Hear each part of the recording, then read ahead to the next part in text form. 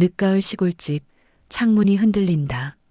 순자는 창가에 앉아 손때 묻은 휴대전화를 바라본다. 늦가을의 쌀쌀한 바람이 창문을 흔든다. 작은 시골집, 창가에 앉아 휴대전화를 바라보는 순자의 눈빛에는 깊은 고민이 스며 있다. 이번에도 서울 가야겠네. 병원도 병원이지만 하루를 자고 가야 하는 게 영 마음이 무겁네. 예전엔 남편이랑 같이 다녀서 덜 외로웠는데 이제는 혼자니 모든 게 달라졌어. 병원 검진 때문에 서울에 가야 하는 순자는 혼자 다녀올 생각을 하니 마음이 무겁다. 하나밖에 없는 아들이라 애지중지 키웠던 탓일까, 언제부터 잘못된 건지 모르겠지만 아들과 며느리가 자신을 불편해하고 부담스러운 존재로만 생각하는 것 같은 느낌이 들었다. 그때 마침 동네 친구가 차 한잔 하자고 순자를 찾아왔다. 또 서울 가야 한다고? 아이고, 나이 들면 병원 가는 것도 큰일이다. 그러게 말이야. 여기저기 안 아픈 데가 없네. 무릎도 쑤시고 허리도 시큰하고 밥 먹으면 소화도 안 되고 참 나이 드니 별게 다 서럽다니까. 나도 그래. 어제는 밤에 잠을 자는데 다리가 저려서 깨질 않나. 아침엔 허리가 굳어서는 꼼짝도 못하겠더라고. 이러다 병원에서 살게 생겼어. 그러니 서울 갈 일이 더 버겁네. 혼자 가는 것도 그렇고 하루 묵어야 하는 것도 그렇고 아들네 집에서 자고 가면 좋을 텐데 그게 또 마음이 편치가 않네. 아들 집인데 뭐가 불편해? 애들도 바쁘고 며느리 눈치도 보이고 괜히 폐를 끼치는 것 같아서 말이야. 예전엔 이런 고민 안 했는데 요즘은 갈수록 더 조심스러워지네. 아이 참 피부치인데 그런 거 신경 쓰지 말고 가. 그래도 호텔보단 낫지 않겠어? 혼자 있으면 더 외롭잖아. 그러게. 하지만 그래도 마음이 쓰이네. 예전엔 내가 애들 뒷바라지해 주면서 살았는데 이제는 내가 신세를 져야 한다는 게 괜히 서글퍼. 다 그런 거지 뭐. 우리도 늙었고 애들도 다 컸고 이제 우리 삶은 다 흘러가는 물 같은 거야. 다음 날 순자는 휴대전화를 쳐다보며 망설이다가 결국 아들에게 전화를 걸기로 한다. 나이 들수록 더 많은 것들이 조심스러워진다. 하지만 피부치인데 아들에게 하루 신세 지는 게 그렇게 어려운 일일까? 고민 끝에 결국 전화를 걸어본다. 여보세요, 정우야? 엄마. 무슨 일이세요? 이번에 서울에 병원 가서 검진을 해야 해서 하루만 너희 집에서 자고 가면 안 될까? 아들은 고민하듯 짧은 숨을 내쉰 뒤 대답한다. 네, 엄마. 요세요. 아들 옆에서 며느리가 통화를 듣고 있다가 전화를 끊자마자 며느리의 얼굴이 일그러진다. 아내가 불만 가득한 목소리로 말한다. 또 어머님 오신다고? 당신 진짜 너무해. 나 힘든 거 몰라. 어머님 오시면 밥 차려야지, 청소해야지 그냥 쉬고 싶은 주말인데 또 정신 없어지잖아. 아들은 난처한 얼굴로 아내를 바라본다. 하룻밤이잖아. 병원 가시는 길인데 우리가 모셔야지. 너무 그러지 마. 하룻밤. 하룻밤이 문제야. 당신 엄마 오시면 내가 해야 할 일이 얼마나 많은 줄 알아. 결국엔 나만 고생한다고. 그게 무슨 말이야. 엄마가 오시면 우리가 조금 신경 쓰면 되는 거잖아. 그렇게 싫어할 일인가? 아, 진짜 답답하네. 당신은 맨날 이렇게 말하지? 근데 결국 나만 피곤하다고. 당신 엄마는 늘 손 하나 까딱 안 하고 앉아만 계시고 나는 밥 차리고 치우고 대접해야 되고 난 하녀야. 미영아, 그런 식으로 말하지 마. 엄마 연세도 있으시고 병원 가는 길이잖아. 우리가 좀 도와드릴 수 있는 거 아니야? 됐어, 됐어. 당신 엄마 오면 나는 절대 신경 안 쓸 거니까. 당신이 알아서 해. 나 주말에 친구들 만나러 나갈 거야. 아내는 화난 듯 방문을 쾅 닫고 들어가 버린다. 아들은 한숨을 내쉬며 거실에 우두커니 서 있다. 서울로 출발하는 날이 되어 순자는 아침 일찍 일어나 여행 가방을 챙겼다. 가방 속에는 몇 벌의 옷과 손주들을 위해 준비한 작은 선물, 그리고 손수 만든 반찬 몇 가지가 들어 있었다. 기차표를 몇 번이나 확인한 후 그녀는 천천히 역으로 향했다. 고향에서 서울로 가는 기차를 타는 일이 언제부터 이렇게 긴장되는 일이 되었을까? 기차가 출발하자 창밖으로 익숙한 시골 풍경이 빠르게 스쳐 지나갔다. 하지만 순자의 마음은 무겁기만 했다. 아들 정우가 결혼한 후 서울에 있는 아들 집을 방문하는 일이 점점 조심스러워졌다. 예전에는 정우가 기차역까지 마중 나왔지만 이제는 그런 기대를 하는 것도 어리석은 일이 되어버렸다. 서울역에 도착한 순자는 가방을 힘겹게 끌며 아들에게 전화를 걸었다. 정우야, 도착했다. 어디로 가면 될까? 아, 엄마. 나 지금 회사에 있어서.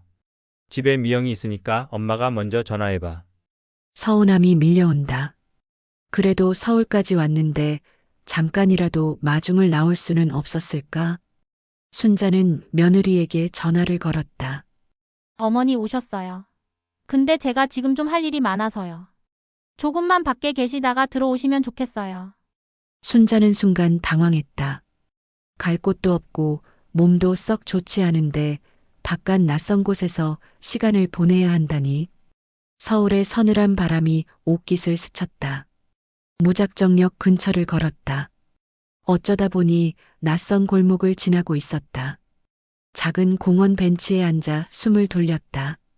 지친 다리를 주무르며 한숨을 쉬었다. 날도 춥고 시장기도 느껴져서 따뜻한 국물이라도 먹고 싶어 작은 분식집에 들어갔다. 메뉴를 보니 간단한 떡볶이와 어묵이 있었다. 하지만 주문을 하려니 기계로 해야 한다고 했다. 순자는 터치스크린 앞에서 몇 번이나 손을 뻗었다가 멈췄다. 글씨가 작고 복잡해 보였다. 주위를 둘러보니 다른 사람들은 익숙하게 기계를 조작하고 있었다.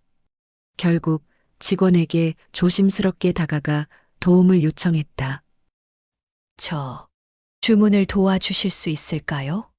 직원은 바쁜 듯 퉁명스럽게 몇 번 터치하더니 주문을 마쳤다. 순자는 작게 감사합니다라고 말하며 주머니에서 천천히 지폐를 꺼냈다. 직원은 거스름 돈도 대충 건네고는 다른 손님을 응대했다. 순자는 혼자 구석에 앉아 조용히 음식을 먹었다. 따뜻한 국물이 속을 달래주었지만 마음까지 따뜻해지지는 않았다. 나이 들고 몸도 아픈 자신의 신세가 처량하게 느껴졌다. 문득 눈물이 주르륵 흘러내렸다. 순자는 얼른 소매로 눈가를 훔쳤다. 하지만 누구도 신경 쓰지 않았다. 그저 바쁘게 살아가는 서울 사람들 뿐이었다. 한참을 고민하다가 다시 며느리에게 전화를 걸었다. 미영아, 이제 들어가도 될까? 며느리는 한숨을 쉬며 퉁명스럽게 대답했다. 좀 천천히 오시지 그러세요. 아직 정리가 덜 돼서요. 순자는 전화를 끊고 다시 갈 곳을 찾아 떠돌았다. 기차역 근처를 배회하다 결국 아들 퇴근 시간에 맞춰 조심스레 아들 집으로 갔다. 하지만 반가운 기색은커녕 정우의 얼굴에는 어딘가 불편한 기색이 역력했다. 엄마 오셨어요. 짧은 인사 후 어색한 침묵이 흘렀다. 순자는 무거운 마음으로 조용히 신발을 벗고 집 안으로 들어섰다. 나는 저녁 안 먹어도 되니 신경 쓰지 말고 그냥 쉬어라. 순자는 거실에서 가방을 열어 준비해온 선물과 반찬을 하나씩 꺼냈다. 손주들을 위해 사온 작은 장난감과 옷, 그리고 정성 들여 만든 반찬들이었다. 하지만 며느리는 무덤덤한 표정으로 그것들을 바라보더니 별 반응 없이 한마디 툭 던졌다. 어머니 이런 거 안 가져오셔도 돼요. 냉장고에 자리도 없는데요. 순자는 순간 가슴이 철렁 내려앉았다. 그래도 손주들을 위해 사온 선물이라도 반길까 싶어 장난감을 들어보였다. 하지만 며느리는 눈살을 찌푸리며 퉁명스럽게 말했다. 요즘 애들이 이런 거 가지고 노는 줄 아세요? 장난감도 시대가 변했어요. 순자는 당황하며 손주를 위해 고심 끝에 고른 옷도 내밀었다. 그러나 며느리는 옷을 힐끗 보더니 콧방귀를 뀌었다. 이건 좀 촌스러워서 못 입힐 것 같은데요. 아들이라도 반가워할까 싶어 정우를 바라보았지만 그는 별 관심 없다는 듯 핸드폰을 들여다보고 있었다. 엄마, 너무 신경 쓰지 마세요. 요즘은 다 배달시키면 되니까요. 그 말에 순자는 더 이상 말을 잇지 못하고 조용히 반찬통 뚜껑을 닫았다. 그녀가 들고 온 것들이 이 집에서는 환영받지 못한다는 사실이 뼈저리게 다가왔다. 마음이 점점 더 무거워졌다. 순자는 서둘러 화장실로 들어가 씻은 후 조용히 방으로 들어갔다. 방문을 닫고 나니 갑자기 밀려오는 외로움이 더욱 크게 느껴졌다. 가족을 만나러 왔지만 정작 이 집에서 자신이 머무는 것이 불편한 일처럼 여겨졌다. 그렇게 한참을 뒤척이다 결국 지친 몸이 잠에 빠져들었다. 다음 날 아침 순자는 가족들이 모두 잠든 사이 조용히 집을 나섰다. 피곤할 테니 깨울 필요 없다고 스스로를 달래보았지만 이내 씁쓸한 기분이 들었다. 남편이 있을 때는 함께 병원에 가서 대기하면서 이런저런 이야기도 나누고 끝나면 따뜻한 국밥 한 그릇을 사 먹으며 위로를 받았었다. 하지만 이제는 혼자였다. 병원에 도착한 순자는 건물도 크고 가는 길도 복잡해서 겨우겨우 입구로 들어섰다. 예전처럼 몸이 자연스럽게 움직이지 않았다. 번호표를 뽑는 기계 앞에 서자 기계는 또다시 복잡한 화면을 내보냈다. 이게 뭐지? 여긴 어떻게 해야 하지?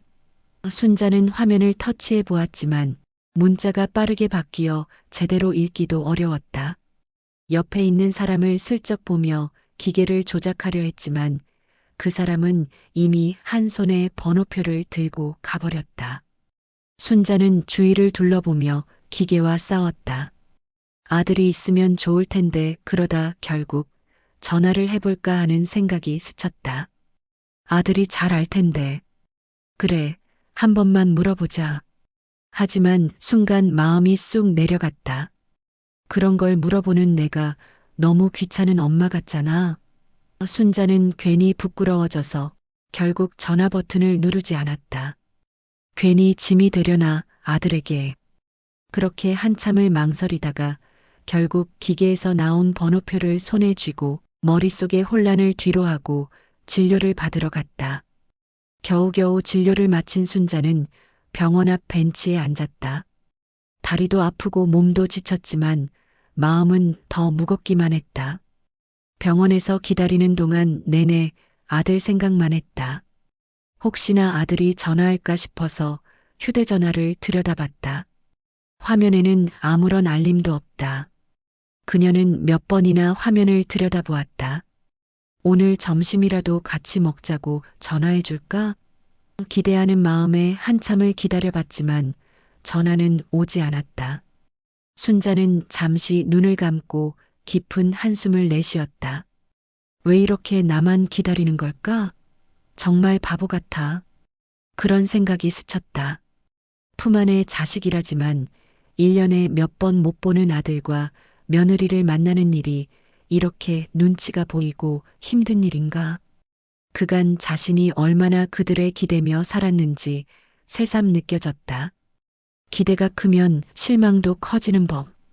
그녀는 잠시 멍하니 서 있던 병원 앞에서 깊은 한숨을 내쉬었다. 휴대전화를 손에 쥐고 있었지만 그저 화면을 응시하는 것만이 전부였다. 아들 전화 기다리는 바보 엄마구나. 나는. 순자는 문득 자조적인 웃음을 지으며 어깨를 으쓱하고 일어섰다. 자신이 얼마나 아들에게 의존하며 살아왔는지 그 의존이 무너지는 순간들이 서서히 느껴졌다. 그리고 그렇게 자신을 기다리는 엄마로서의 모습이 점점 더 어리석게 느껴졌다.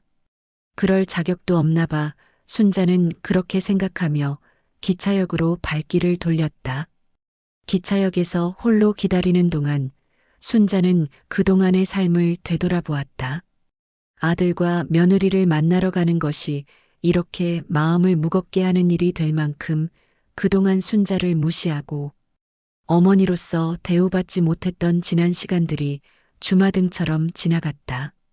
이젠 누군가에게 기대지 않고 혼자서도 살아갈 수 있어야겠다는 생각이 들었다. 내가 나를 위해 살아야지. 순자는 작은 목소리로 속으로 되뇌었다. 그동안 자식들에게서 위로를 찾으려 했던 자신을 내려놓기로 결심했다. 순자는 핸드폰을 손에 쥔 채 깊은 숨을 들이마셨다. 손끝이 살짝 떨렸지만 마음은 확고했다. 지금까지 살아오면서 한 번도 해보지 못한 말을 이제야 꺼내려고 한다. 늘 아들과 며느리를 먼저 생각하며 살았지만 돌아온 것은 냉대와 무관심뿐이었다. 더 이상 그들에게 기대할 것도 매달릴 것도 없었다. 결국 전화를 걸었다. 신호음이 몇 번 울리더니 아들이 받았다. 엄마, 무슨 일이야? 여전히 바쁜 듯한 톤이고 따뜻함도 반가움도 없었다. 늘 그렇듯 그저 귀찮다는 듯한 말투였다. 순자는 더 이상 그 태도에 상처받지 않기로 했다.